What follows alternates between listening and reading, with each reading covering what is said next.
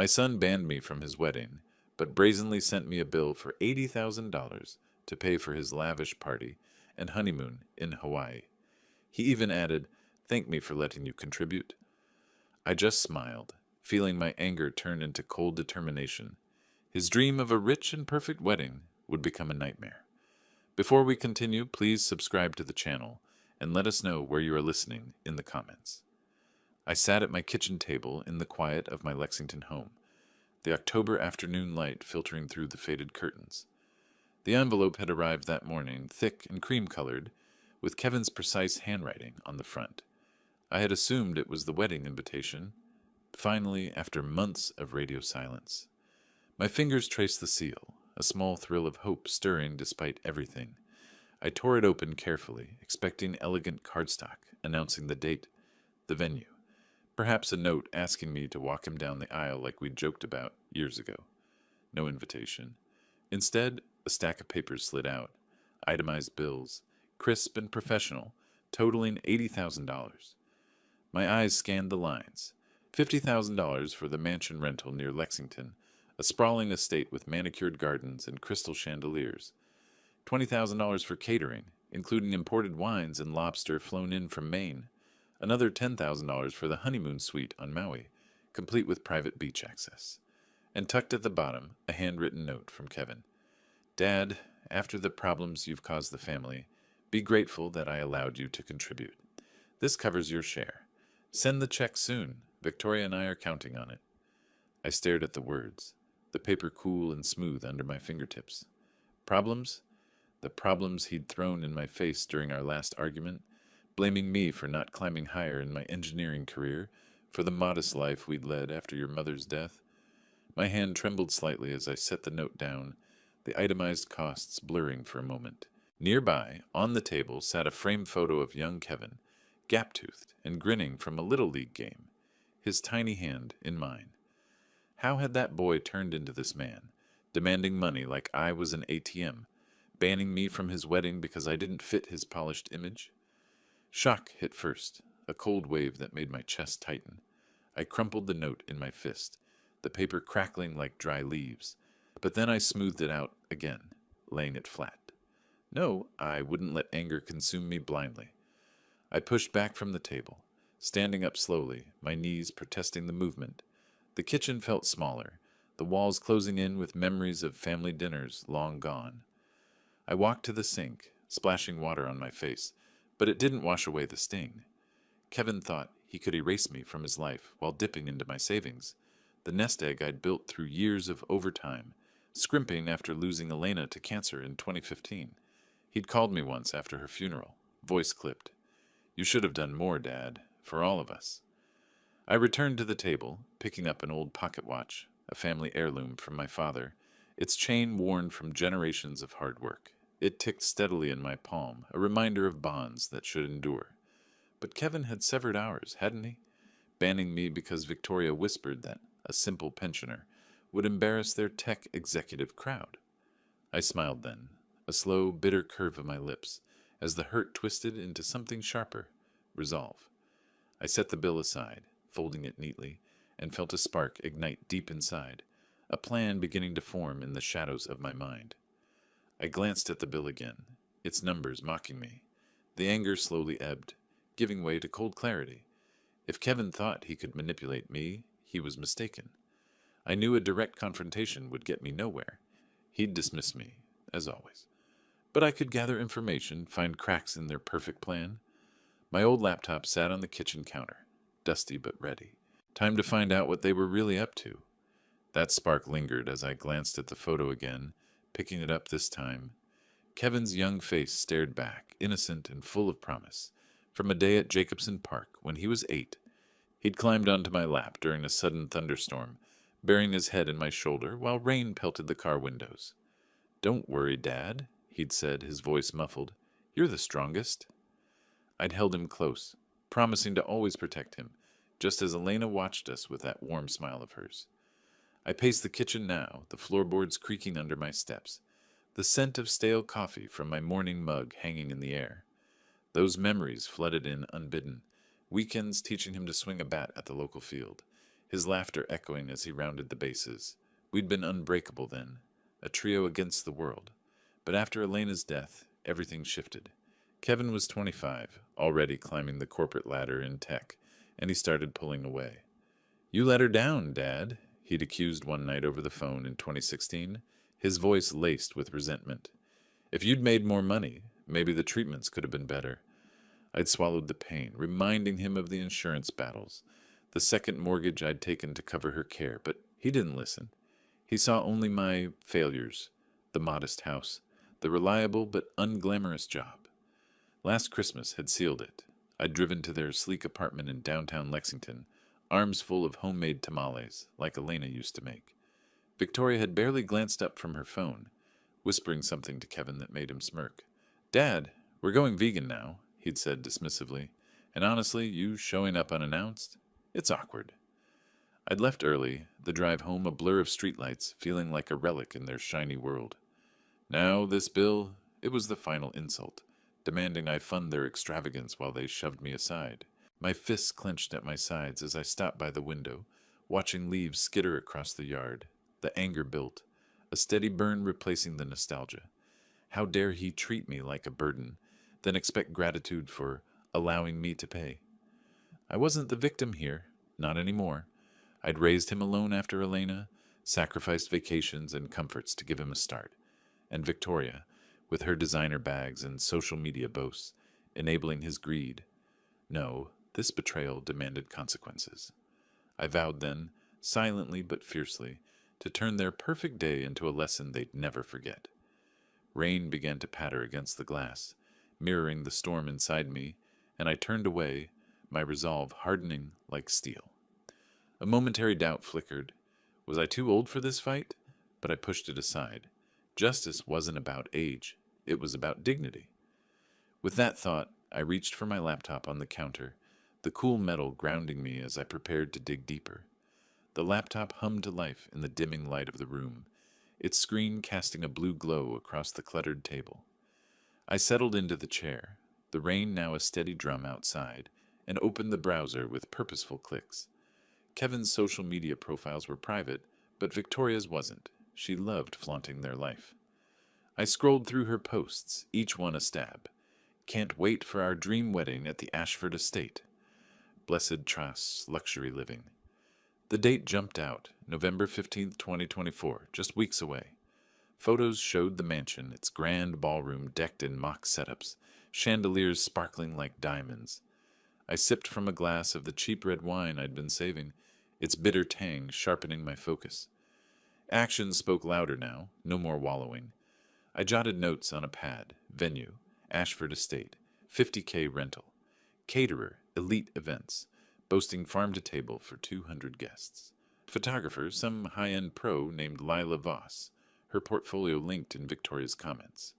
"Gorgeous shots incoming," Victoria had captioned, with heart emojis. Internal debates raged in my mind. Should I confront him directly? No, that would give him the satisfaction of dismissal. Better to undermine from the shadows, make him feel the loss of control he so feared. Tab after tab opened. Wedding planner Mark Brennan's site, his bio touting seamless events for discerning clients. A mutual contact on LinkedIn confirmed he was handling it. An old colleague of Kevin's had liked a post about the booking. Honeymoon details trickled in from a travel agency's promo. Maui Resort, Overwater Bungalow, all funded by that bill they'd sent me. My anger flared anew at a video Victoria shared. Her trying on a gown, Kevin grinning beside her. "Daddy's paying for the party." "Indirectly," she'd joked in the comments, a winking emoji following. "Indirectly?" The audacity fueled me. I cross-referenced vendors, building a list. Florist, DJ, even the limo service.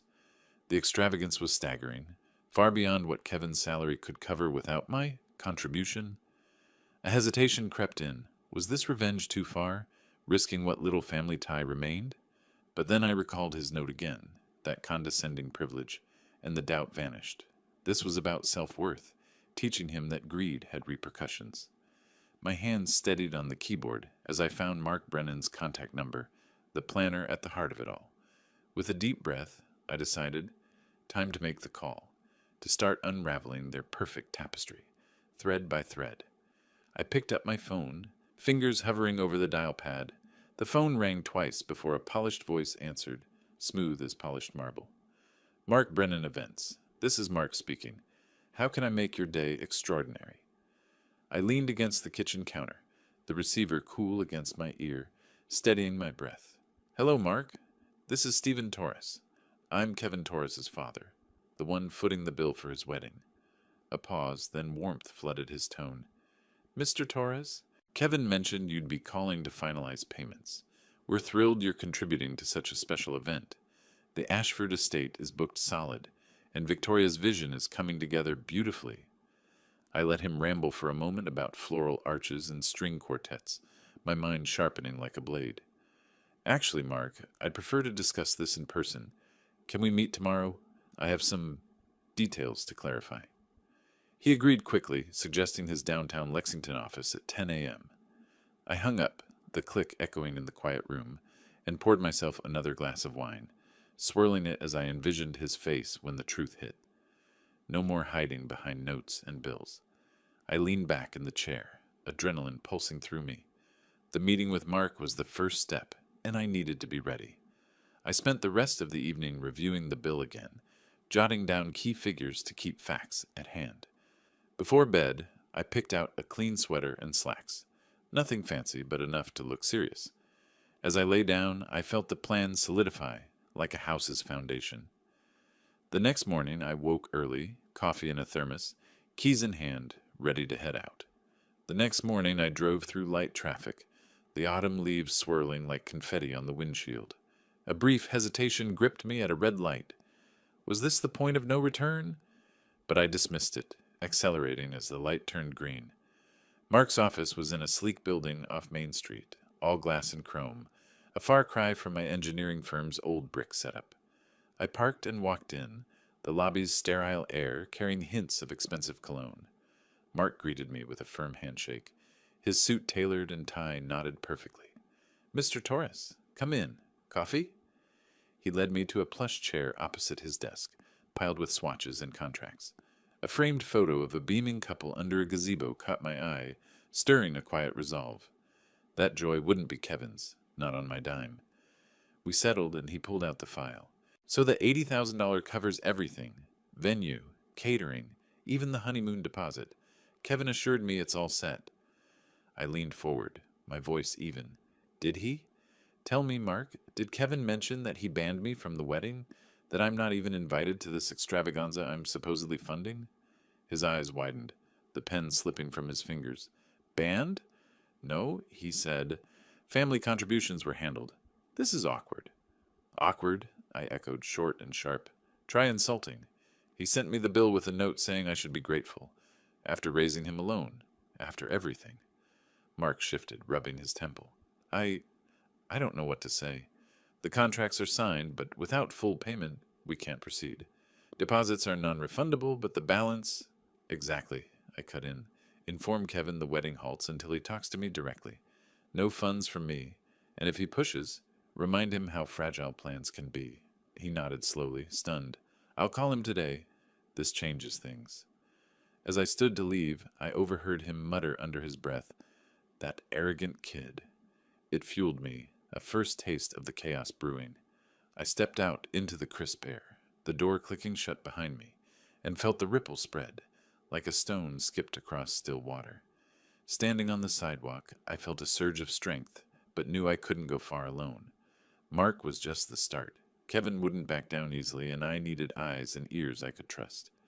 Alex's name surfaced in my mind, his number still saved in my phone despite years of silence.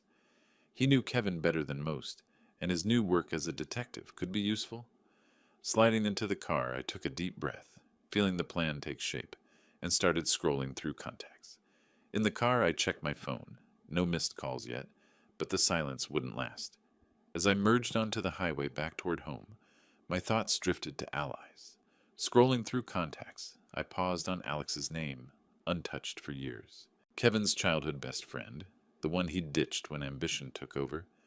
A quick memory flashed. Alex at 12, showing up at our door after his parents' divorce. Elena making him hot chocolate while Kevin and I played cards to distract him. I dialed before doubt could settle. Alex, it's Stephen Torres. Been a long time. His voice came through, surprised but warm. Mr. T? Wow, yeah. How've you been? Everything okay? Not exactly, I admitted. Kevin's getting married, but it's complicated. Can we meet? I need your expertise. Heard you're a private detective now, with photography skills. He chuckled dryly. Word gets around. Sure, the old cafe on Broadway, in an hour? I agreed, hanging up as I turned into my driveway. The house felt less empty with purpose filling it.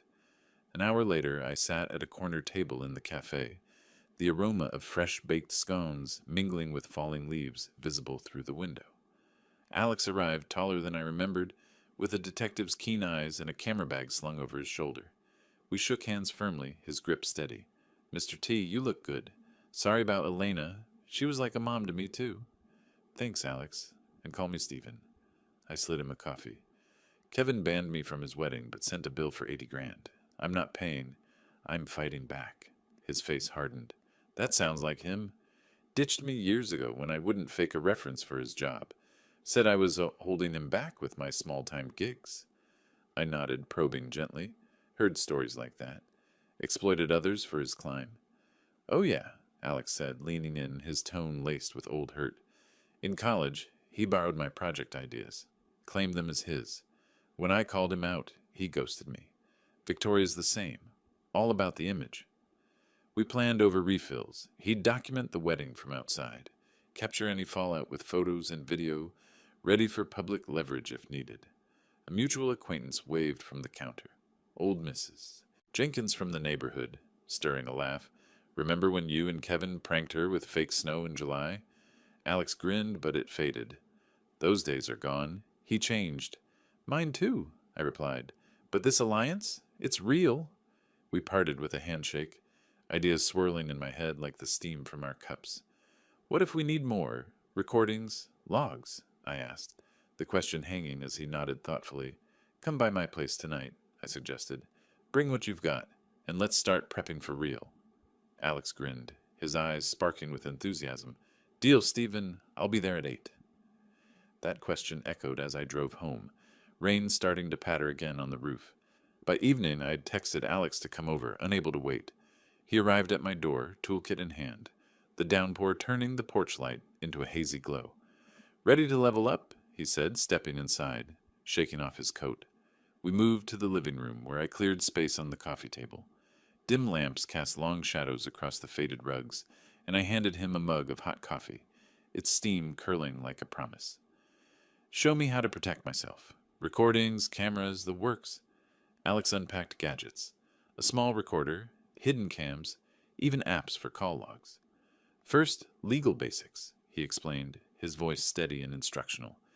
In Kentucky, one-party consent for recordings. Hit this button, mid-call. I practiced on a mock setup, his demo exposing tactics Kevin might use. Gaslighting, deflection. Like when he blamed you for his mom's treatments not working, Alex said softly. I remember you selling your car to pay bills. He ignored that. The words hit hard, pulling a memory. Elna in the hospital, her hand weak in mine. Kevin storming out after accusing me of not fighting harder. I shared it briefly, voice catching. She deserved better from all of us. You gave everything, Alex replied, his intonation gentle yet firm. I owe you. After my folks split, you let me crash here, tutored me in math. Kevin laughed it off, called me weak. We toasted quietly with our mugs, to justice, not revenge. He walked me through camera placement. Angle it here for the door, catch his faces clear. I tested one, the feed crisp on my phone, a surge of strength rising as the image stabilized. But as the device hummed, a new thought intruded. What if Kevin called tonight, sensing the shift? Kevin didn't call that night, but I knew the silence wouldn't last. The next day passed in tense anticipation. I checked my phone, tested the cameras, took a walk around the block to calm my nerves. Every car passing by made me flinch, thinking it was him. By evening, I was on edge when the phone finally buzzed, his name flashing on the screen. The device hummed softly in my palm, its green light steady, when my phone buzzed on the table, slicing through the evening quiet like a knife. I was midway through brewing tea, the kettle just starting to whistle, steam curling up in lazy wisps. The screen lit up. Kevin. I let it ring, watching the vibrations skitter the phone across the wood, a chill draft from the window echoing the tension knotting my gut. It went to voicemail, then buzzed again. Victoria this time. I ignored that too, pouring hot water over the tea bag, the aroma of chamomile grounding me as I recalled Alex's advice. Record everything. Their words will be your ammunition. A few days had passed since our session, filled with quiet preparations, installing apps, testing angles in the house, even a walk around the neighborhood to clear my head. But now the storm was breaking. The notifications piled up. 3 voicemails, texts flashing urgent. I sat at the kitchen table, the dim overhead light casting shadows on the walls, and played the first one, finger hovering before pressing. Dad, it's Kevin. There's a misunderstanding with the payments. The planner called, said you pulled out. Call me right away. We need to sort this. His voice started to compose, but an edge crept in like gravel underfoot. I replayed it, noting the panic bubbling beneath. Misunderstanding? As if his bill and ban were accidents. The second, Stephen, Victoria here. Kevin's upset. The vendors are threatening to cancel without your contribution. Don't do this. It's petty. Her tone clipped, superior, like scolding a child. Petty. The word stung, but I smiled faintly, sipping my tea. Alex had warned of this. Desperation masked as accusation. The third voicemail came from Kevin again, urgency ramping. Dad, seriously, pick up. Everything's falling apart. You owe us this after everything. The pause hinted at old grudges, his breath heavy. I listened twice more, analyzing the rising pitch, the implied threats. Rumors must be spreading. Mark had done his part. Then a call from an old mutual friend, Mrs. Hargrove from down the street, her voice hesitant when I answered briefly. Stephen heard whispers at the club. Kevin's wedding troubles, people saying money issues. Hope you're okay. Her words sparked a twist. Public whispers already? I hadn't expected the ripple to reach so far so fast. It fueled me, a surge of control after years of being sidelined. But as I set the phone down, another voicemail pinged in, Kevin's voice cracking this time. If you don't fix this, you'll regret it. The threat hung there, replaying in my mind as I stared at the screen. That threat echoed as the phone rang again the next evening, insistent like a heartbeat, in the living room where I paced, the recorder app open and ready. I gripped the device tightly, letting it ring 4 times before answering, a deliberate pause to unsettle him. Hello, Kevin? Dad, finally. What the hell is going on? Mark says you refuse to pay. You're sabotaging our wedding, his accusation burst out, voice pitching high with frustration. I breathed steadily, the carpet soft under my feet. Sabotaging? You banned me. Sent a bill like I was a sponsor, not family. Remember your note? Be grateful. A beat of silence, then he exploded. That was... Look, it's not like that. Victoria's friends, the crowd, you're retired, Dad. It wouldn't fit. But the money? You owe it. After Mom, after the struggles you caused? The jab at Elena twisted like a thorn, but I stayed calm, recording every word. Owe we? I raised you alone, sold what I had for her care. You blame me then, ignore me now. No, Kevin, no payment. You're ruining everything, he shouted, the words raw. Victoria's furious. The caterers want deposits. The estate's holding the date but threatening fees. Fix it. I paused, drawing strength from the pocket watch on the side table, its tick a reminder of enduring dignity. Fix what you broke. Talk to me like a son, not a banker. Then Victoria's voice cut in. Speakerphone, I realized. Stephen, this is ridiculous. We're building a life. Your pettiness could cancel it all. Think of the embarrassment. Her interruption spiked the tension, her tone laced with disdain. Embarrassment? Like banning your father-in-law? I think of the bill you sent. The honeymoon you expect me to fund while excluding me? Yeah, Kevin jumped back in, defensive. It's duty, Dad. Family contributes. Admit it. You're jealous of my success. The admission slipped out, jealousy as his excuse, and it hit like a revelation, exposing his ego. I countered firmly. Success built on using people? Not anymore. The line crackled with his heavy breathing. You'll regret this. We're done. He hung up abruptly, the silence ringing in my ears. his words echoing as a key slip, a vulnerability laid bare that sharpened my resolve. That vulnerability lingered in my thoughts as I paced the hallway, the house quiet except for the faint hum of the fridge. Moments later, a text alert chimed. Alex, update, vendors demanding payment, rumors flying at the estate, photos incoming. I opened the attachment, blurry shots of workers pausing setups, a florist van idling uncertainly. The images fueled me, but then Kevin's texts flooded in. Selfish old man, destroying our day over ego. Short, stabbing accusations glowing on the screen. I scrolled, heart steady, when the neighbor's call came. Mr. Ellis, from across the fence. Stephen, saw Kevin yelling at a delivery guy yesterday. Rude as hell, demanding discounts like he owned the place. His voice gruff, supportive. Heard about the wedding mess.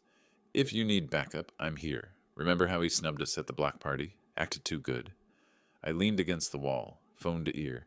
Thanks, Ellis. What exactly happened with the delivery? He chuckled dryly. Guy dropped off invitations or something. Kevin berated him for a crease, said, Do you know who I am? Victoria just watched. Folks are talking. Vendors pulling out. The anecdote painted Kevin's arrogance vivid, a snub echoing his treatment of me. Appreciate the intel. Keeps me going. No problem, Ellis replied, warm. You've got community here. He doesn't. We hung up, and I texted Alex back. More from neighbor. Kevin's alienating everyone. His reply, perfect. Escalation incoming. Preps faltering. But as I set the phone down, a new text from an unknown number popped up. Perhaps a vendor, hinting at deeper trouble. Mr. Torres, wedding cancellation fees. The words trailed, spiking a fresh wave of urgency, as the ticking clock on the mantel seemed to count down to something inevitable. The gray light of dawn seeped through the curtains on November 15th, 2024, the wedding day, as rain began to patter against the window panes like impatient fingers. I'd woken early, the ticking clock from the night before still echoing in my ears, a reminder of the urgency building over the past week. Those days had slipped by in a rhythm of quiet vigilance, monitoring updates from Alex, ignoring the escalating texts from Kevin, even taking long walks in the crisp Lexington air to steel my nerves against any wavering doubt. Now, as I checked the weather app on my phone, forecasts of steady downpours mirrored the storm I'd orchestrated, a symbolic deluge washing away pretenses. I brewed coffee, the rich scent filling the kitchen, and settled at the table with my device ready. Alex's first text came at 7 a.m. At the estate, vendors arriving or not. Photos soon. I sipped slowly, the mug warm in my hands, as images trickled in. Florists unloading vans only to repack half the arrangements, their faces pinched in frustration under umbrellas. Deposit issues, one caption read. They're leaving. The chaos unfolded in real-time snippets. A caterer truck idling, workers boxing up crates of untouched china and silverware, rain slicking the driveway into a glossy mess. Guests started arriving around noon, Alex's covert shots showing confused clusters under tents, umbrellas blooming like dark flowers. Overheard. Where's the setup? His message pinged. I ignored a flurry of calls from Kevin, the phone vibrating like a trapped bee on the table.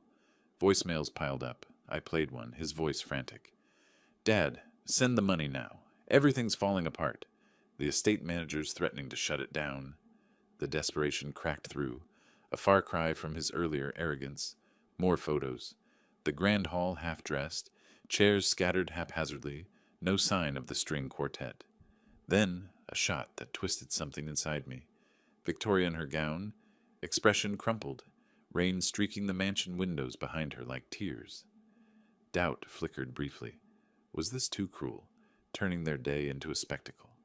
But I recalled the bill's condescension, the ban that cut deeper than any rain, and the doubt dissolved into quiet satisfaction. Justice wasn't gentle. By afternoon, Alex reported, guests milling, some leaving, rumors spreading, family feud over funds. I paced the room, rain drumming steadily outside, envisioning the humiliation unfolding miles away. Another voicemail from Kevin pleading, Please, Dad, wire it. Guests are laughing. Help. A guest's murmur in Alex's audio clip. This is a disaster. Poor planning? The downpour intensified, sheets of water blurring the yard. as if nature itself amplified the reckoning. But then my phone rang again, Kevin's name flashing, his voice on the edge when it went to voicemail, mid-ring. That mid-ring plea hung in the air as I let it roll to voicemail once more, the sound swallowed by a sudden pounding on the door, insistent and heavy amid the downpour. Rain dripped from the eaves in steady rivulets, pooling on the porch steps. I approached slowly, peering through the peephole, Kevin and Victoria, disheveled in pajamas under hastily thrown coats, hair plastered wet, faces pale and drawn. I opened the door a crack, the cool mist spraying in. "What are you doing here?" Kevin pushed forward, water dripping from his sleeves onto the entry rug, forming a small puddle like an unwelcome intrusion. "Dad, let us in. The wedding's ruined. Vendors left, guests scattered in the rain. It's a joke now." Victoria huddled behind him, her makeup smudged, gown peeking absurdly from under her coat. "Stephen, please. Wire the money. We can salvage something." I stepped aside reluctantly, closing the door against the wind. They stood dripping in the hallway, the familiar scent of my home clashing with their desperation. "Salvage? After banning me, demanding I pay like a silent partner?" Kevin ran a hand through his soaked hair, voice breaking. "It was a mistake. Victoria's idea. The image, you know. But now, everything's collapsed. Help us, Dad, for old times." I crossed my arms, steady despite the emotional pull. A flashback hit during the pause. Kevin as a teen after Elena's funeral, accusing me of weakness while I buried my grief in work. It fueled me. "Old times? Like when you blamed me for Mom's death? Ignored me unless you needed cash?" Victoria interjected, her tone wavering for once, vulnerability cracking through. "We didn't mean it's the stress. The honeymoon's booked, deposits lost. Think of us." "Think of you?" I echoed, calm but pointed. "Would you value me without my wallet? Answer that." Kevin hesitated, eyes darting. "Of course, you're family. But success means standards. Please, just transfer it." The admission, standards over bonds, hung heavy, exposing the shallowness. "No, Kevin. This is the consequence. Greed has a price." He begged then, voice rising. "You're destroying us." Guests whispered, vendors mocked. "Fix it. For your son." Victoria clutched his arm, whispering urgently, but I shook my head. "Go. Learn from this." As I moved to open the door, Kevin's final words tumbled out, raw. "Wait, Dad. I regret it. All of it." The rain roared outside, and I closed the door on them, their footsteps retreating into the storm, resolve lingering like the echo of his regret. That echo faded into silence as I turned away, sinking into the armchair by the window, rain streaking the glass in fading patterns. Their car lights pierced the dusk before vanishing, leaving the house wrapped in a comforting hush. The next few days blurred into reflection, fielding calls from curious neighbors, sorting through the emotional debris, even burning the original bill in the fireplace one quiet evening, its ashes a symbolic release. By week's end, Alex texted confirmation. "Full collapse. Estate refunded partial, but reps tanked. Buzz got me new clients, thanks to the fallout." I called him, the line crackling warmly. "Stephen, you did it. Photos show the empty tents. Guests bailing. Kevin's circles whispering. Arrogance bit him." I leaned back, glancing at an open photo album on the table. Faded images of happier times, stirring but not overwhelming. "Appreciate your help, Alex. Feels freeing." He laughed lightly. "Anytime. Heard from him? Not since, but maybe he'll learn." We chatted about old pranks, the conversation turning to future plans, perhaps a trip for me, unburdened. Later, an unexpected outreach. Mrs. Hargrove emailed, inspired by the rumors. "Stephen, your stand reminded me to value real ties. Coffee soon?" It warmed me, alliances blooming from the chaos. I muttered to myself over a solitary toast with coffee. To dignity reclaimed. The home felt fuller, not with things, but with self-worth. Kevin's lesson might sting, but growth often did. Hints of his regret suggested seeds planted. As the rain finally cleared, I stepped outside into the crisp air, sunlight breaking through clouds, a new path unfolding before me.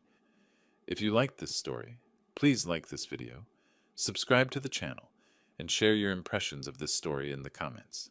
To listen to the next story, click on the box on the left. Thank you for watching.